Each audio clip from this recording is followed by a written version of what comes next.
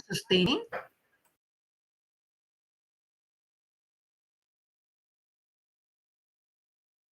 That this chamber will have to tackle today, move that we suspend consideration of Senate Bill number 2793, the Philippine Natural Gas Industry Development Act. I so move, Mr. President. Any objection? There being none, motion is approved. Majority Leader. So, President, I move that we transfer from the calendar for ordinary business to the calendar for special orders, Committee Report number 317 and Senate Bill number 2816. This is the bill setting the term of barangay officials and members of the Sangguniang Kabataan. I so move, Mr. President. Any objection? Hearing none, motion is approved. Mr. President, I move that we consider Senate Bill number 2816 under Committee Report number 317. Any objection? There being none, same is approved. Suspension muna po ni Salamin. Maraming salamat, Ginoong Pangulo. Mr. President, I move that we recognize Senator Amy Marcos, the chairperson of the Committee on Electoral Reforms and People's Participation, to deliver the sponsorship speech. Senator Marcos is recognized. You may proceed, ma'am. Maraming salamat, Ginoong Pangulo at mga mahal kong kasamahan sa Senado, pati na rin ang mga mahal kong barangay kapitan, mga kagawad at mga SK na online, Zoom at iba pa. Ngayong araw, isusumiti ko sa plenaryo ang Senate Bill 2816 sa ilalim ng Committee Report 317, pamagat ang Act setting the term of office of barangay officials and members of the Sangguniang Kabataan and for other purposes. Bago ang lahat, aaminin kong malapit talaga sa puso ko ang barangay. Kita naman ninyo, suot ko pa ang dati kong t-shirt. Dito kasi nagsimula ang pag-ibig ko sa serbisyo publiko na sa halos 5 dekada, parang forever na ata talaga.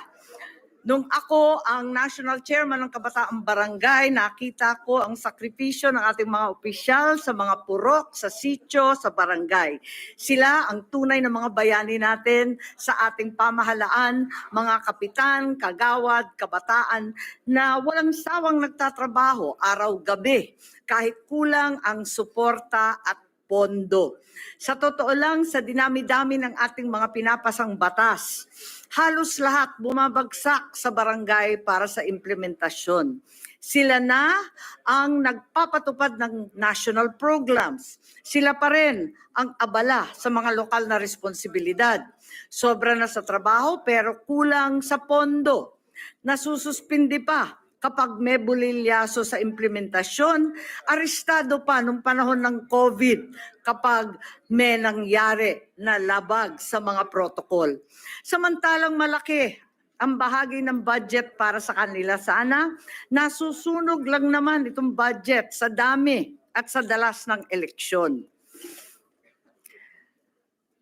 In the immortal words of the great American President, Thomas Jefferson, municipal corporations are small republics from which the great one derives its strength. Ito na po ang barangay, a small republic indeed. As a way to strengthen local government units, local autonomy is ensured by Section 25, Article 2 of the Constitution. However, it's often taken for granted that the barangay, the basic political subdivision in the country, is also a local government unit, much like the cities, municipalities, and provinces. Among LGUs, the barangays and its officials are often deprived of the opportunity to exercise adequate discretion in policy matters because of the duties and responsibilities passed on to them by both the national government and the bigger LGUs.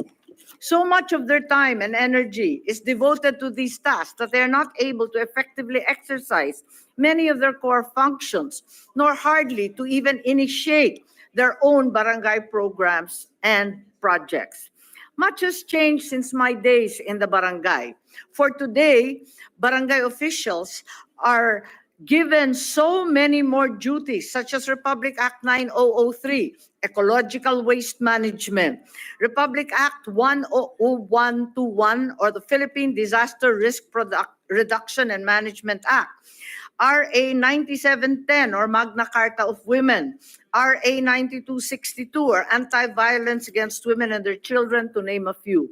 In addition, the DILG requires barangay officials to participate in a plethora of programs such as the Community Gardens Program, weekly cleanup, road clearing operations, various information campaigns, implementation of anti-illegal drugs program, the Talipapa program. The list is endless. These responsibilities are on top of duties and functions prescribed by the local government code, which includes the administration of the Katarungan Pambarangay, Lupon Tagapamayapa, the organization of emergency groups, and the general supervision over the SK, among many, many more. For their part, the Sangguniang Kabataan officials are also burdened with responsibilities such as consulting and coordinating with all youth organizations. They are given the duty of coordinating with national government agencies for the implementation of youth development projects, promulgating resolutions to carry out the objectives of the youth in the barangay, initiating programs to enhance social, political, economic, cultural, intellectual, moral, spiritual, and the physical development of the youth. As members of the youth sector, the SK often have to juggle these obligations with other equally important personal commitments and their studies, obligations with their families, activities necessary for their own developmental well-being. Furthermore, all elected barangay officials and SK are required to undergo and attend numerous trainings and seminars, adding to the complexity of their already challenging responsibilities. Because of the foregoing, it's hardly surprising, therefore, that from 1982 to 2022, the average term of barangay officials is almost 5 years. It is evident that 3 years are grossly inadequate for these officials to comply with their added obligations and at the same time exercise their own discretion in promoting the general welfare of their constituents. Sa totoo lang, ilang beses ko na kayo ginambala ang aking mga mahal na senador dito sa ating Senado upang palawigin ang termino ng kapitan at opisyal ng SK. Una noong 2019 at pagkatapos ng ating halalan noong 2022. At yung nakaraan na BSKE na 2023 ay siyang bungad nito. At ngayon, kakampi naman natin ang Department of Budget at lahat ng ating economic managers sapagkat sabi nila ang ginastos sa barangay elections nung nakaraang Oktubre umabot ng 18 billion at baka umabot ng 20 billion sa Disyembre ng 2025. Aba, kung ang perang ito ay itutok na lang natin sa proyekto na talagang mapapakinabangan ng tao, higit na mas mabuti pa. Kakampiran natin ang COMELEC sa usapin na ito. Ayaw din nila ng barangay election sa 2025 kasi magiging super election year na raw ang taon na susunod. May BARM election na kinakabahan sila pagkat ito ang kauna-unahang historic BARM election. May midterm elections na automated at parang magiging piyesta na ang eleksyon sa Mayo. Imbes na magkaroon ng patong-patong na eleksyon, mas makabubuting bigyan ng sapat na panahon ng mga barangay na magampanan ng kanilang mga tungkulin at may pagpatuloy ang kanilang mga proyekto nang walang pag-aalala sa eleksyon kada 3 taon. At sa pagkakataong ito, wala pang 2 taon kasi nakaraan taon pa lamang yung eleksyon at nung sila ay umupo. To resolve these issues, today's proposed measure seeks to set the term of barangay officials and members of the SK to 6 years for the present term, with a maximum of 2 terms. Under the bill, the next regular barangay and SK election will be on the 2nd Monday of May 2029 and every 6 years thereafter, and with a longer fixed term. The barangay officials and members of the SK will deepen their understanding of both national and local issues, as well as implement their own medium and long-term initiatives at the barangay level. In addition, setting the term of barangay officials and members of the SK will assure us that finally the barangay and SK elections will never coincide with the national and local elections. thus ensuring a more focused and effective governance cycle, while at the same time allowing COMELEC to have adequate time to ensure peaceful and orderly elections. Finally, this longer term of 6 years, which was in fact the original term provided for the barangays previously, will negate the reasons commonly advanced for ad hoc extensions of the terms of barangay and SK, much decried by the Supreme Court decision issued last year, that the term is too short, that there is election fatigue, or similar justifications that they felt indeed were not valid. As of 12 September, more than 1,151 barangay, city, municipal, and provincial resolutions from all parts of the country, as well as 165 resolutions from the SK chapters nationwide, have endorsed this measure. And I ask my distinguished colleagues to hear their pleas and finally enact Senate Bill 2816, setting the term of office of barangay officials and members of the SK and for other purpose. Kilalanin din natin ang hirap ng ating mga barangay, lalo na yung maliliit sa isla at kabundukan. Marami pang pagbabago ang kinakailangan sa ating mga barangay. Tama lang nabigyan sila ng dagdag na honorarium upang maibsan ang bigat ng kanilang trabaho. At syempre, isama na rin natin sa GSIS para may maaasahang financial security ang pamilya nila sa oras ng pangangailangan. Panahon nang ituring natin mahalagang bahagi ang barangay sa pamahalaan. Sa kabuuan, ang pagpalawig ng termino ng mga barangay at SK ay hindi lang praktikal. Isang malaking thank you rin ito sa kanilang sakripisyo at trabaho. Ibigay na natin sa kanila ang tamang suporta upang magtagumpay sa kanilang mga tungkulin para sa kapakanan ng ating mga komunidad, malaki man, sa syudad man, maliit man, o sa kasuluk-sulukan. Maraming salamat po mga Ginoong Pangulo at mga mahal kong kasamahan sa Senado. Sana naman maaksyonan na natin ito dahil kung hindi, baka ipapabarangay pa lahat tayo. Thank you. Thank you, Senator Marcos. Majority Leader. President, next to deliver his co-sponsorship speech is Senator Ramon Revilla Jr. Senator Revilla is recognized. Ang babaw ng suhol mo, kapatid. Mr. President, it is an honor for this representation to co-sponsor Senate Bill number 2816 under Committee Report number 317. With this proposed measure, we are reinforcing the constitutional policy on local autonomy to give our barangays as a state partners freedom and independence in charting their destiny for the common welfare of our people. Let us stress how the barangay is defined under the local government code. As the basic political unit, it serves as the primary planning and implementing unit of government policies, plans, programs, projects, and activities in the community, and as a forum wherein the collective views of the people may be expressed, crystallized, and considered, and where disputes are amicably settled. Ito ang mismo ang bibigyan natin ng diin kung paano nagsisilbing tulay ang ating mga barangay upang mas mapabilis at matiwasay ang pagpapadaloy ng mga programa ng ating pamahalaan diretso mismo sa ating mga mamamayan. There is no denying that at the grassroots level, they are the state's partners so that public services are more palpably felt and that the national programs are funneled directly to the people. Serbisyong diretso, serbisyong damang-dama.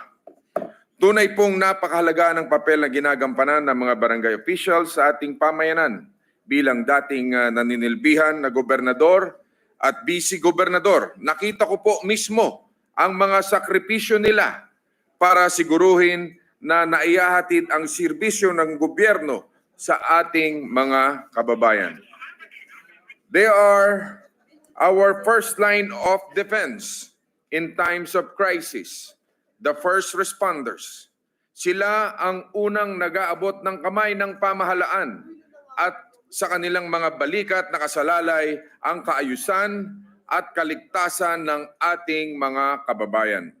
Bagamat minsan may mga nagsasabing madali lang ang kanilang trabaho na simpleng responsibilidad lang daw ang kanilang ginagampanan. Ngunit alam nating lahat na ito ay malayo sa katotohanan. Sila ang mga tagapagpatupad ng mga polisiya at programa ng pamahalaan at ginagawa nila ito sa kabila ng mga pagsubok at limitasyon. Gayunpaman, alam naman natin ang totoo. Dahil sa ikli ng termino nila, kakaupo pa lamang sa pwesto, may eleksyon na agad na kahaharapin. Kaya yung mga plano at implementasyon ng programa at proyekto, minsan ay hindi na napagtutuunan ng mas maraming oras at atensyon. Sa pagbibigay sa kanila ng sapat na panahon upang manungkulan, maisasagawa nila ng maayos at kumpleto ang kanilang mga plano para sa kanilang mga pinaglilingkuran sa barangay. After all, Mr. President, realistically speaking, the term limits as they are now set, they've been proven to be insufficient to implement long-term programs that will redound to the benefit of our people. This lies at the very heart of this measure to empower our barangays, which in the long run will empower our communities towards achieving their shared goals and aspirations.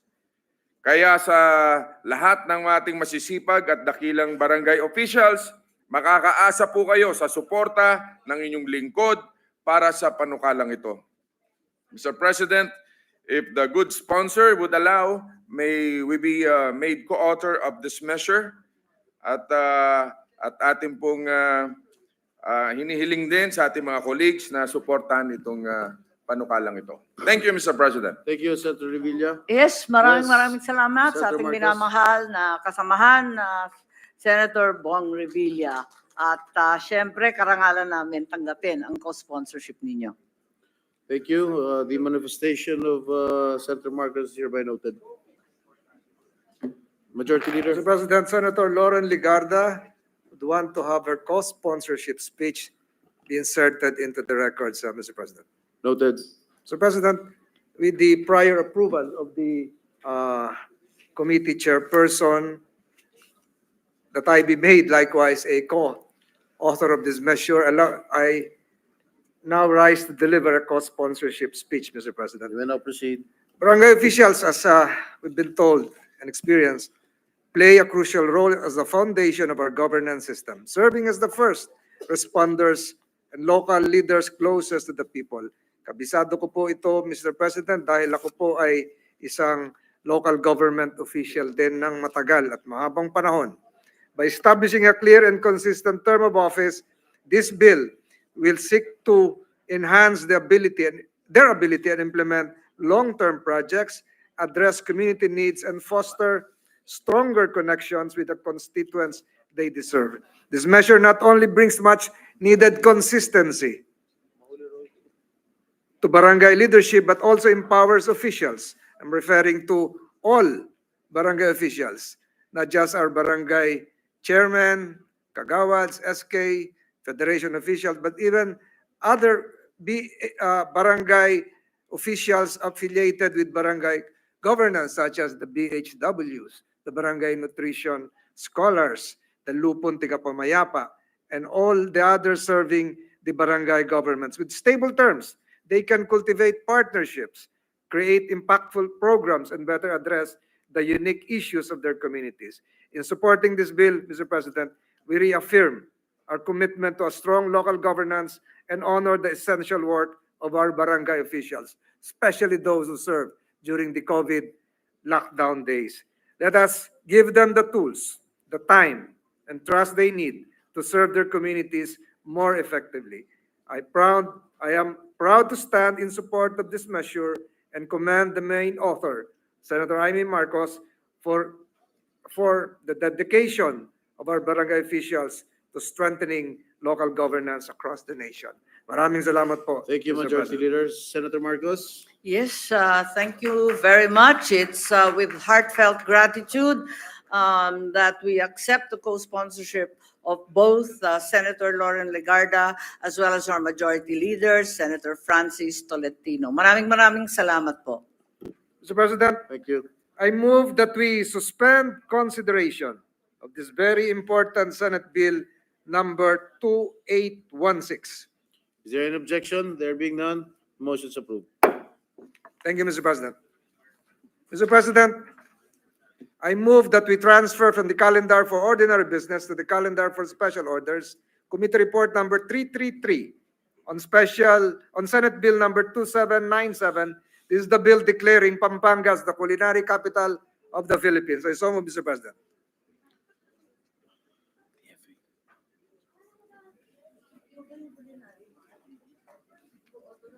Session suspended for a minute.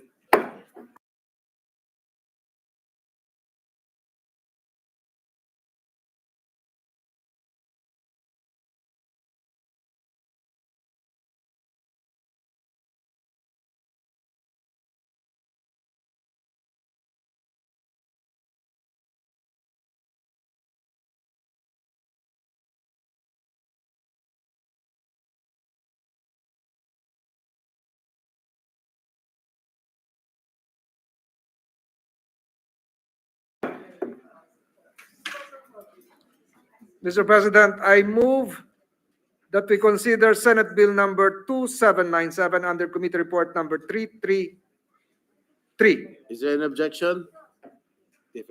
There being none, motion's approved.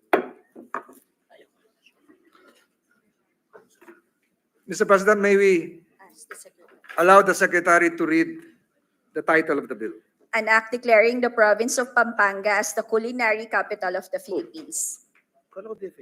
Mr. President, with the permission of the chairperson of the Committee on Tourism, I move to recognize Senator Mark Villar, the chairman of the subcommittee on the subject bill, to deliver the sponsorship speech. Senator Mark Villar is hereby recognized.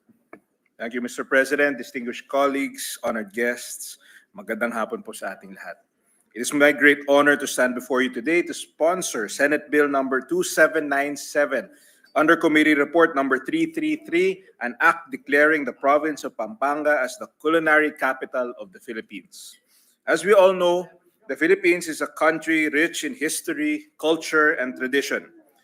And at the heart of this heritage lies one of our most cherished national treasures, our cuisine.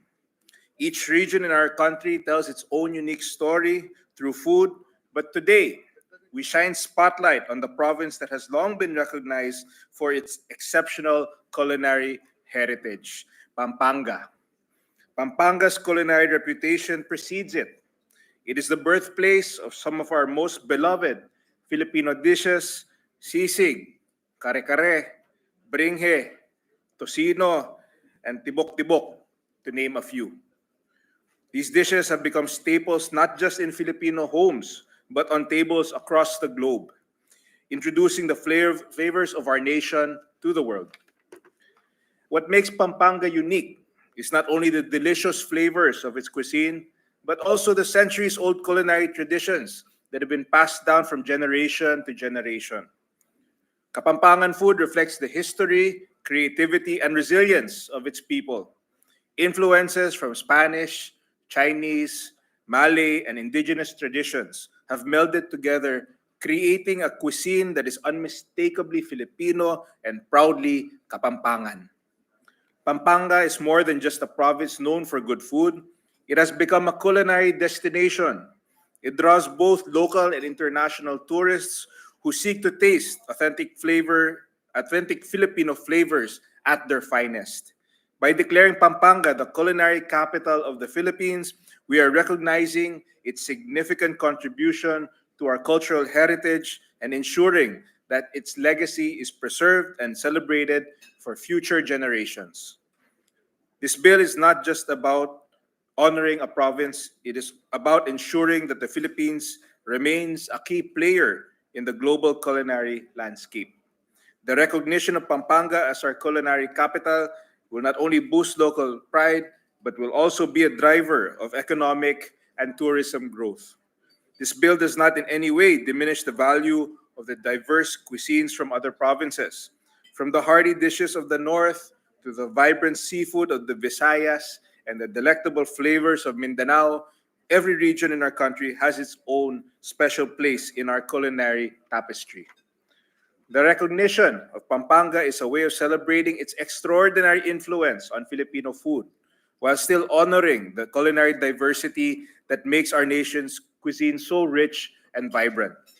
In closing, I urge my colleagues to support Senate Bill number 2797 as it stands to benefit not only the people of Pampanga, but the entire country.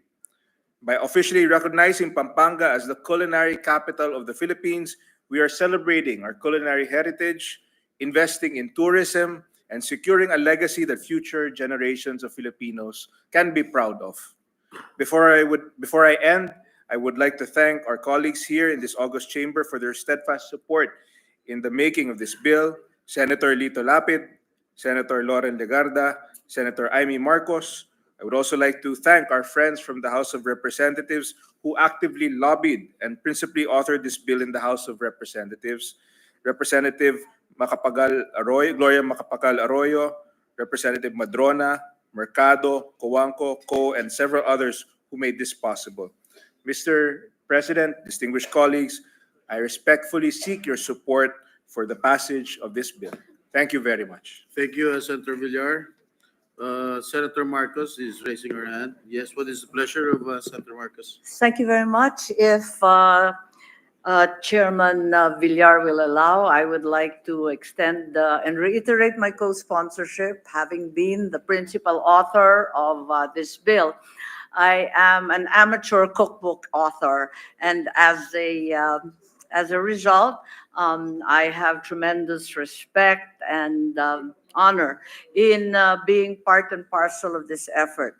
The recognition of Filipino gastronomy is one that not only reiterates tourism, but is also a cultural artifact, a living tradition that we honor and revere.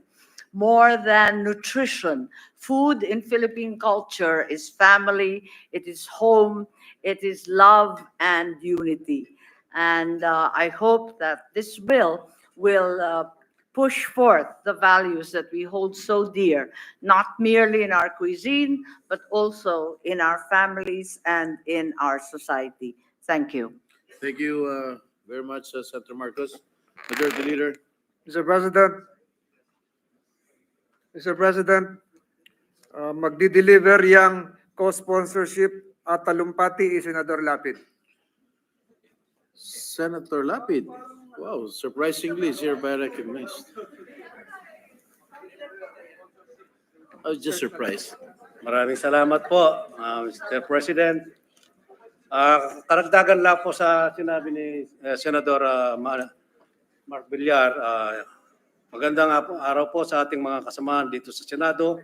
Narito po ako sa harap sa ngayon ay upang sponsor ang Senate Bill 2806, ang batas na magdideklara ng Pampanga bilang culinary capital of the Philippines.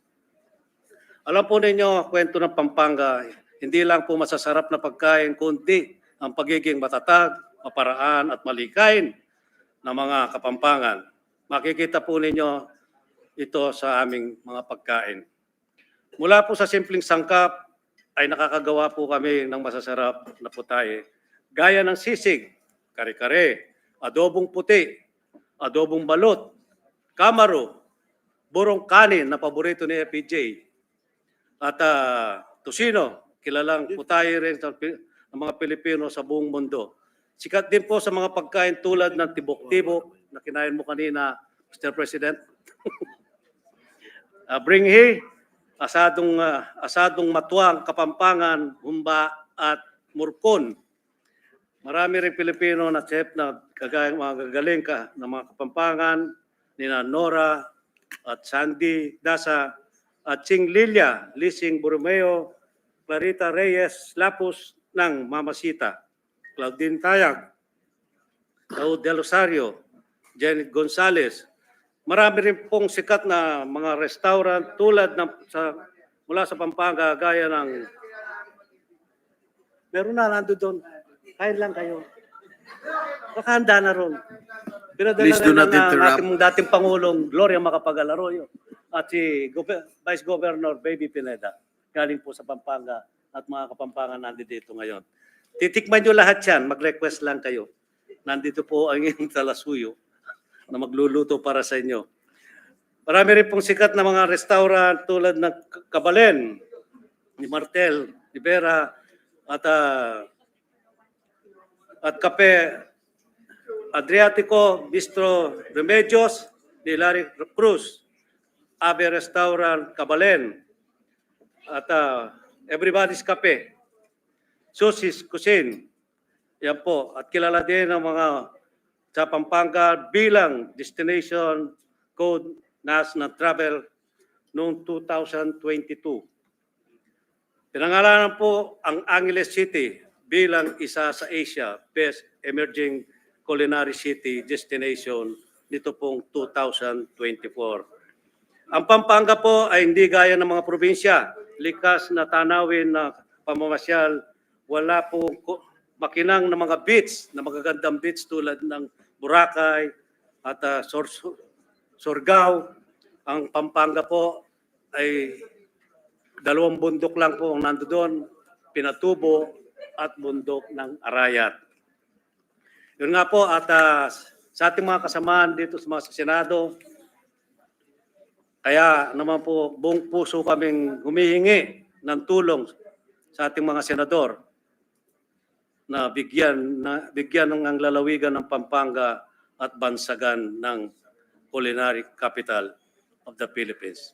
Maraming salamat po. Maraming salamat, Senator Lito Lapid. Sana po ay mabigyan niyo po kami ng delicacy ng Pampanga sa lahat ng kasamaan mo rito sa Senado. Mr. President. Senator Villanueva. Mr. President, una po sa lahat, gusto po nating ilagay sa talaan ng bulwagang ito ang ipinahayag ng ating kasama ni Senator Lito Lapid na tayo po ay makakatikim ng mga di pangkaraniwang pagkain na tanging matatagpuan lamang sa dakilang lalawigan ng Pampanga. At bagamat Ginoong Pangulo, ako po hindi co-author o co-sponsor ng panukalang batas na ito. Ako po ay nabighani at lubusang sumusuporta na sa batas na ito, bagamat marami rin ho kaming may pagmamalaki sa lalawigan ng Bulacan. Ngunit sa sponsorship speech pa lamang ng ating kasama ni Senator Lapid, nais ko pong maging kabahagi ng panukalang batas na ito at maging co-sponsor with the permission of the principal authors. Thank you, Mr. Thank you President. very much, Senator Villanueva. Mr. President, Mr. President, with the prior approval of Senator Mark Villar, this representation would likewise be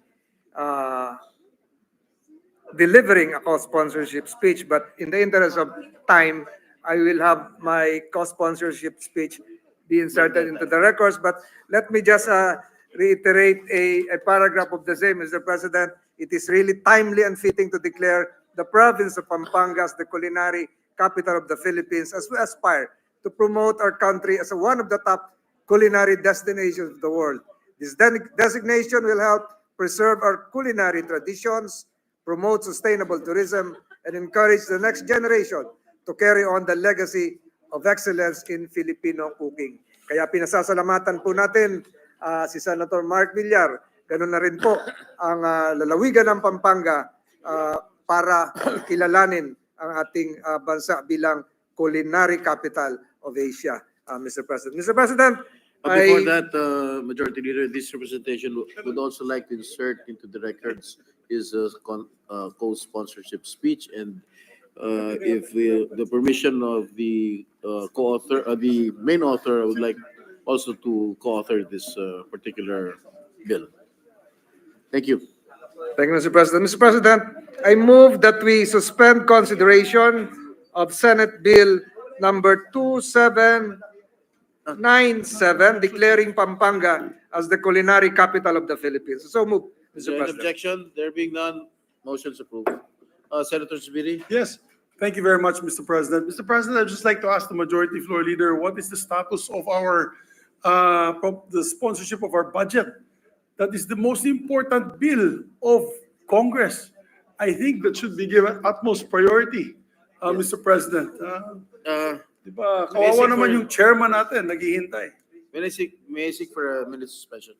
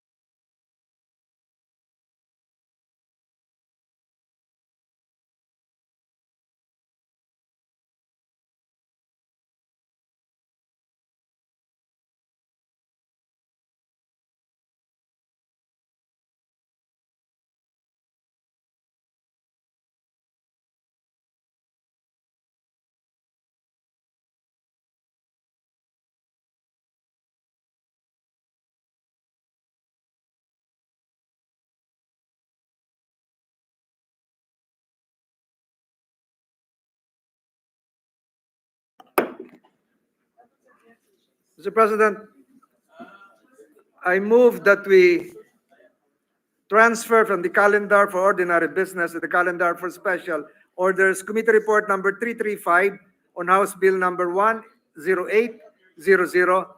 This is the bill on the 2025 General Appropriations Act. And so move, Mr. President. Is there an objection? There being none, motion is approved. Mr. President, I move that we consider House Bill number 10800 under committee report number 335. Is there an objection? There being none, motion is approved.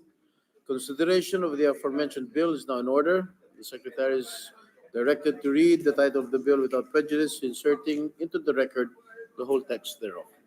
An act appropriating funds for the operation of the government of the Republic of the Philippines from January 1 to December 31, 2025. To sponsor the measure, Mr. President, I move to recognize Senator Grace Poe, Chairperson of the Committee on Finance, to deliver the sponsorship speech. Senator Grace Poe is hereby recognized. Thank you, Mr. President. Before that, I would just like to note that traditionally, the budget is really a priority measure. But we gave way because, of course, it's a rare occasion and we rejoice in it that Senator Lito Lapid gave a manifestation for the last bill. So we gave way for that.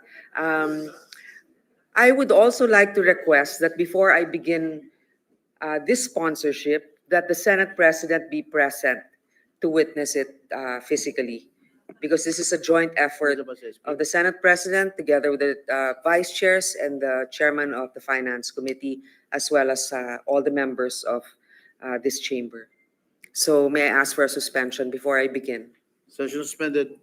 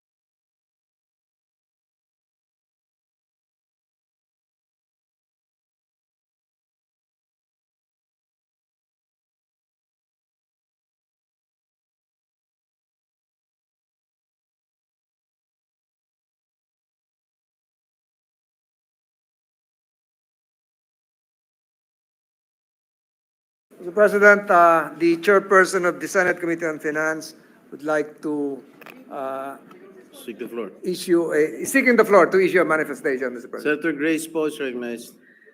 Thank you, Mr. President. It has come to my attention that there is a minor crucial meeting that the Senate President has to attend to.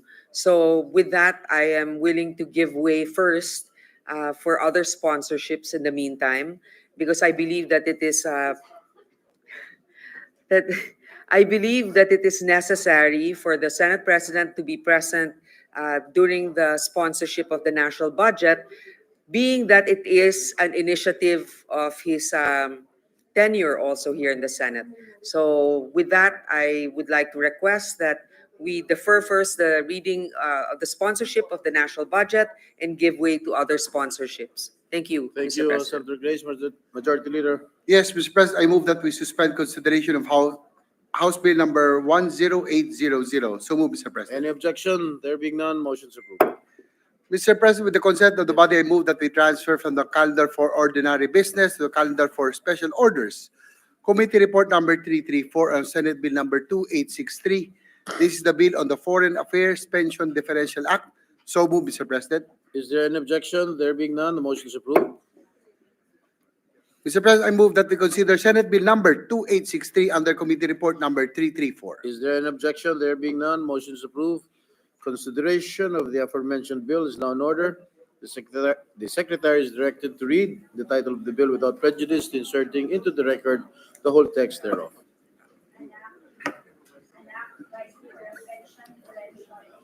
Mike, please.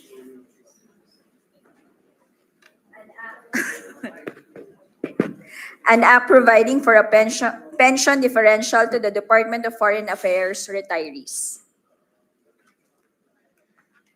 Mr. President, to sponsor the measure, I move to recognize Senator Mark Villar, Chairperson of the Committee on Government Corporations and Public Enterprises, to deliver the sponsorship speech. Senator Mark Villar is hereby recognized. I'm sorry. Mr. President and dear colleagues, good afternoon. I stand before you to champion a cause very close to my heart, the welfare of our nation's unsung heroes, the dedicated women and men of our Department of Foreign Affairs who have carried and continue to carry our flag to the farthest corners of the world. Imagine, if you will, an ambassador who has spent decades representing our country, navigating complex diplomatic waters, safeguarding our national interests abroad, and being the face of the Philippines in foreign lands in times of crisis and triumph. Now picture the same individual after a lifetime of service, struggling to make ends meet for their daily and medical needs. Imagine the lot of those who have served and retired with lower salaries and ranks, but have served the DFA with equal passion and commitment. This, my dear colleagues, is not a hypothetical scenario, but the stark reality faced by many of our retired foreign service personnel. This is why I am pleased to sponsor this bill before us today, the act providing pension differential to the Department of Foreign Affairs retirees, which seeks to address this harsh reality. The bill will benefit our Filipino foreign service personnel who have reached the age of 65 and have served for at least 15 years, offering them a lifeline, a chance at a dignified retirement befitting their service. In addition, also covered by the bill are retired officers and employees of the DFA who retired under Republic Act number 1616, provided they also have reached the age of 65, served the agency for at least 15 years, and remained Filipino citizens. This is not a departure from the government service insurance system. The DFA will remain within the GSIS framework, and its personnel will continue to contribute thereto.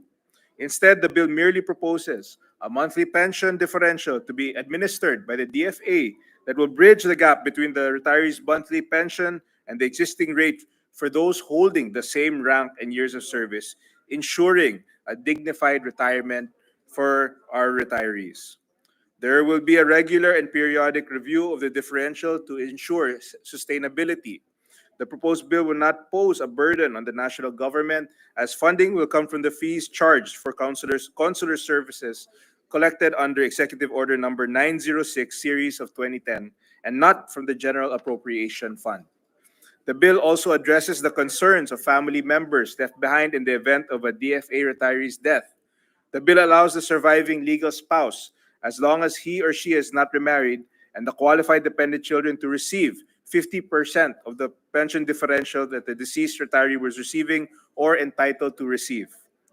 This provision aims to provide financial support to their family members, ensuring that they are also taken care of after the retiree's passing. Mr. President and dear colleagues, it is important to note that this bill is not solely about financial compensation. It is a long overdue recognition of the extraordinary and unique sacrifices made by our foreign service personnel. These brave individuals have been our first line of defense in unfamiliar territories, often risking their own lives to fulfill their duties. They have faced countless battles, both literal and figurative.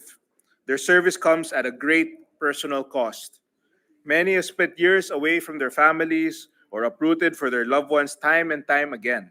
Their families also had to make sacrifices, such as their spouses who had to give up their careers if only to accompany our foreign service personnel in foreign lands.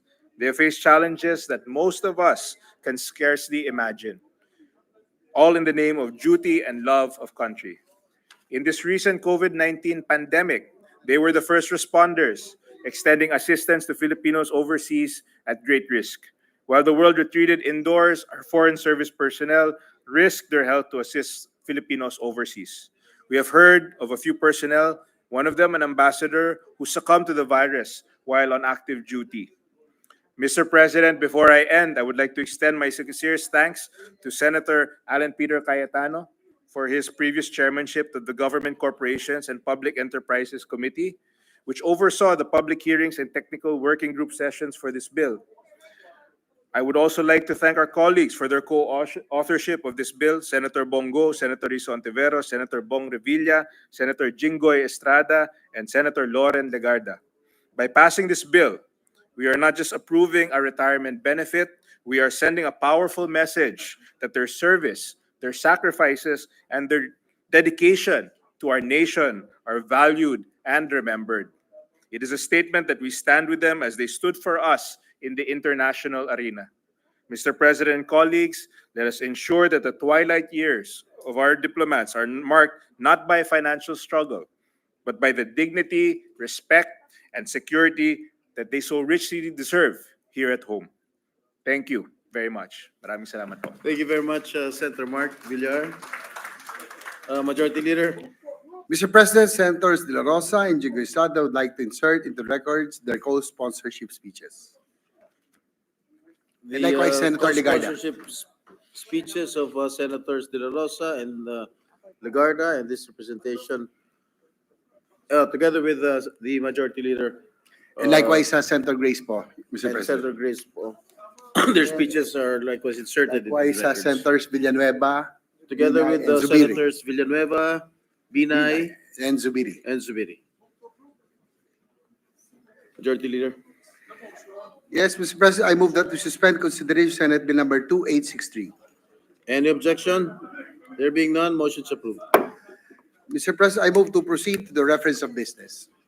Secretary is directed to read the additional reference business. Additional reference of business, bills on first reading, Senate Bill number 2866, an act strengthening the governance and management of the Philippine Science High School system and appropriating funds therefore by Senator Tolentino. Science and Technology, Ways and Means and Finance. Senate Bill number 2867, an act providing for the organization of Internet Services Cooperatives by Senator Tolentino. Cooperative, Science and Technology, Ways and Means and Finance. Resolution, PSR number 1226, resolution directing the Senate Committee on Public Works to conduct an inquiry in aid of legislation into the implementation of the flood control interventions and projects in Region 5 by Senator Marcos. Public Works. Committee reports. Committee report number 336, submitted jointly by the Committees on Foreign Relations and Finance on Senate Bill number 2592, introduced by Senator Pimentel III, an act declaring the 23rd of July of every year as a special day for the commemoration of the Philippines-Japan Friendship Day, recommending its approval with amendments by Senator Marcos. The calendar for ordinary business. Actually, Committee Report Number 337, submitted jointly by the Committees on Foreign Relations and Finance on Senate Bill Number 2590, introduced by Senator Pimentel III, an act declaring the 22nd of May of every year as a special day for the commemoration of the Philippines-Australia Friendship Day, recommending its approval with amendments by Senator Marcos. To the calendar for ordinary business. Committee Report Number 338, submitted jointly by the Committees on Foreign Relations and Finance on Senate Bill Number 2556, introduced by Senator Pimentel III, an act declaring the 19th of August of every year as a special day for the commemoration of the